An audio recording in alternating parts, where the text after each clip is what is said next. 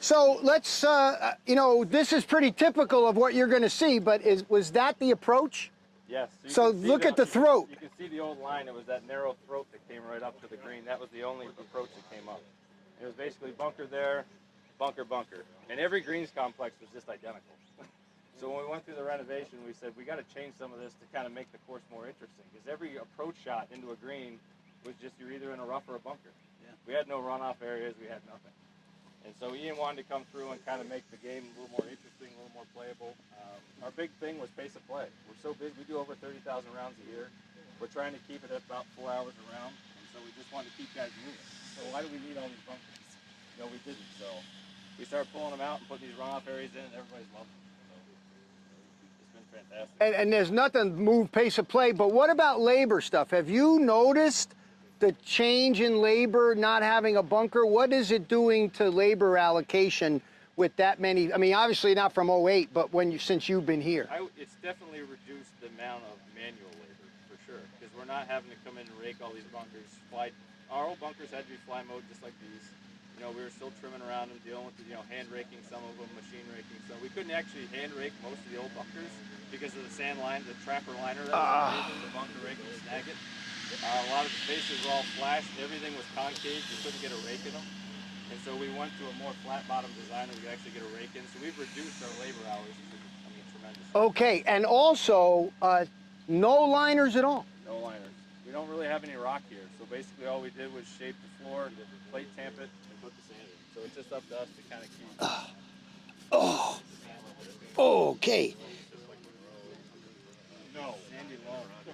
Yeah, so this is, we're gonna see it when we get to the fairway. I was out earlier and I put this in the fairway and it went down to the handle.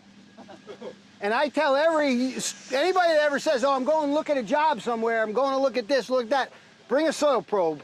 If it goes in all the way, take the job. That's pretty much, if it goes in all the way, take the job. Because that is well-drained, good soil. So you just redid this. So this is sod from Saratoga, yep. A1, A4, that you can see this bent grass in here. And so what I said, which I said a bunch of times, and of course, this gets a little bit of a break, right, because it's pretty new. But one of the things that's happened to us, we said this at Craigburn, and I saw it with Terrence as well. We figured out how to get our fairways firm, and we figured out how to keep our greens firm, and now these things are soft. And a lot of it is you just need a little bit more money to move some of these firmness things, but I'd say also what gets us into this mess is really a good example of sod. Sod is grown to get it so it'll hold together in a trip over here. So it inherently comes with a fair amount of organic matter. You would rather it didn't. And they're not gonna, no matter how long they have it, they're not gonna top dress it and manage it to the organic matter standards you're gonna do it. But that's what happens to approaches even when it's not sod. It gets maybe a greens program, right? It gets a greens fertility program, right? But it doesn't get the greens top dressing and cultivation and sanding.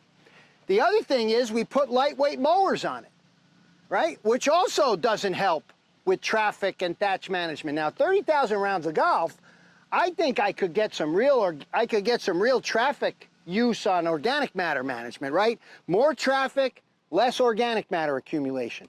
So one of the things that has to start with any approach program is cutting back your nitrogen rate.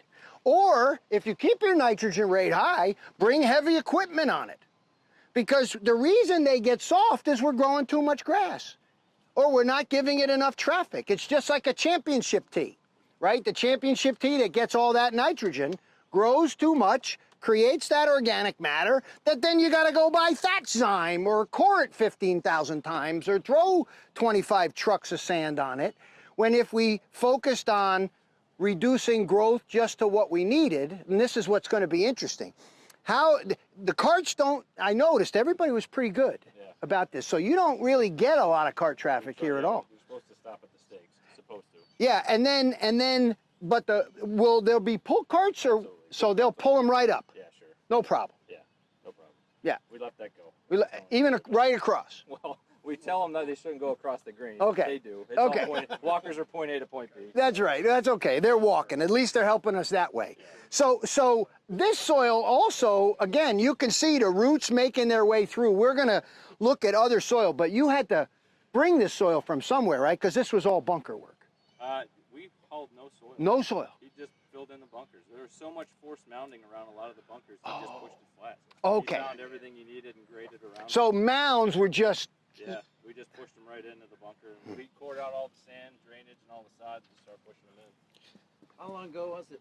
This last year. So this is sod from the fall. Correct. Very nice.